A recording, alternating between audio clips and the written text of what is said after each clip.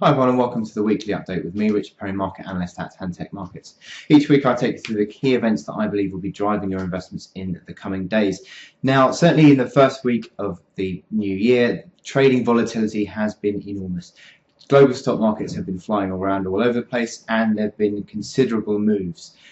This volatility has certainly been showing through in indices such as the VIX, which, as I've spoken about previously last year, when the volatility indices are rising and elevated, that suggests that equity markets will struggle. Now, certainly the equity markets remain under pressure and the volatility is high, so it remains to be seen exactly how this plays out, but certainly at the moment the volatility is still present in these markets. Now, one of the key moves that we've seen came on again on Friday, and that was on the back of the non-farm payrolls report, and certainly that suggests that the payrolls report was still fairly positive. I suppose the employment and unemployment the unemployment figures in the report were still pretty positive. Unemployment dropping, and the payrolls, with the monthly payrolls, were strong. However, the weekly average earnings were down, and that was certainly suggesting that there are still disinflationary pressures on the States. And as disinflationary pressures remain in the States, then that would suggest that the Fed is unlikely to move on any sort of rate hiking cycle too soon, and that is likely to continue if this average earnings don't start to pick up demonstrably.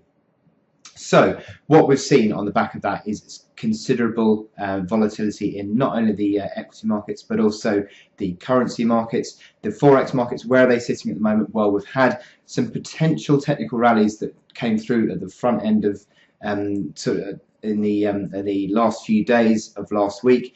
And what we've seen now is just a slight shifting of that, and that has become apparent because of today. What we've had news coming out of the Eurozone that the ECB are on the brink of doing a quantitative easing program, and there have been some reports suggesting that that easing program will come on the basis of contribution. Now, contribution suggests that if that is the case, then countries such as France and Germany will benefit strongly on the back of that, and hence why we've had some strong rallies in the equity markets today. Now, if these equity market rallies continue, then it seems likely that the market is sort of factoring in more and more quantitative easing, and it could well be that the Eurozone markets start to outperform other indices such as the FTSE and the S&P.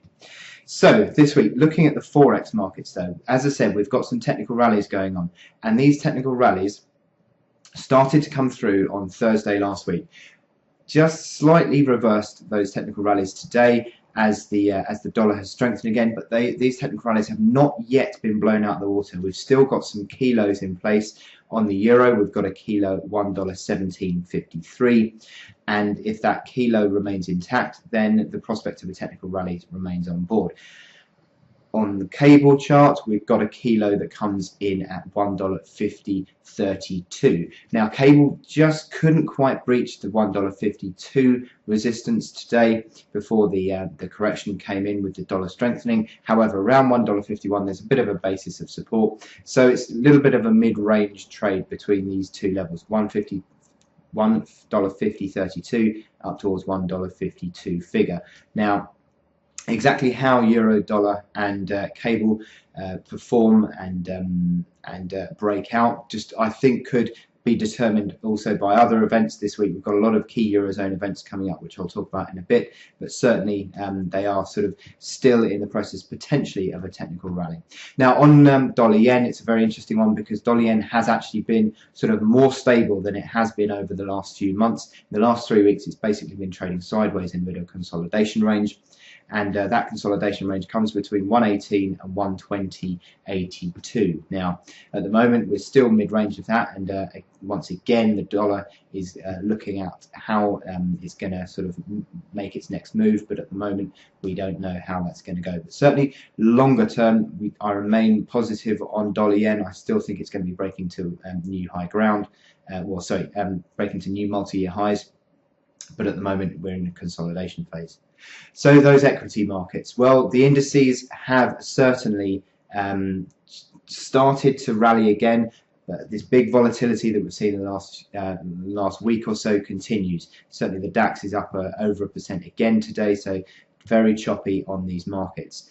As I said, the S&P 500 actually still remains in a fairly decent outlook, trading above the longer term moving averages, and it looks like if it can open strongly today, which it may well do on the back of strength in the European markets, that the S&P might start to move back towards the 2094 key resistance, key all-time high.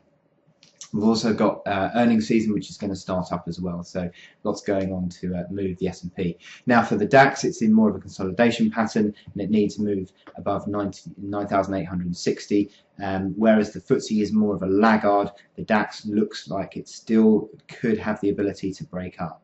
And I think if this move towards quantitative easing continues, I think that could well be the case. Now for gold, gold is a very interesting chart at the moment, because just on Friday, with that non-farm payrolls report, it's broken the big long-term downtrend, and it now needs to move above 1238 to confirm this broken downtrend, and that would take it into direct test of the key medium-term resistance, which is the October high at 1255. But still some work to do on the gold chart.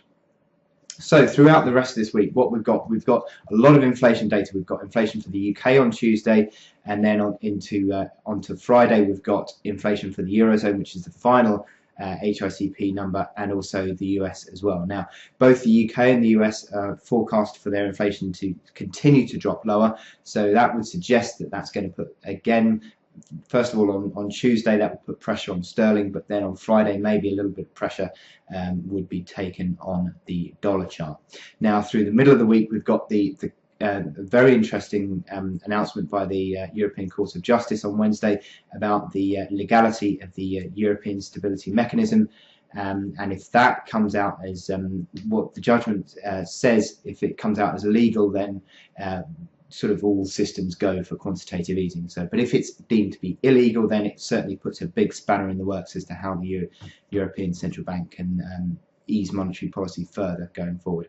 Now, the only other real data that we've got this week is a bit of US retail sales. We've also got the Michigan sentiment as well. So just a few things going on, but the main things are the inflation data and that ECJ announcement. So lots are going on, a bit of volatility.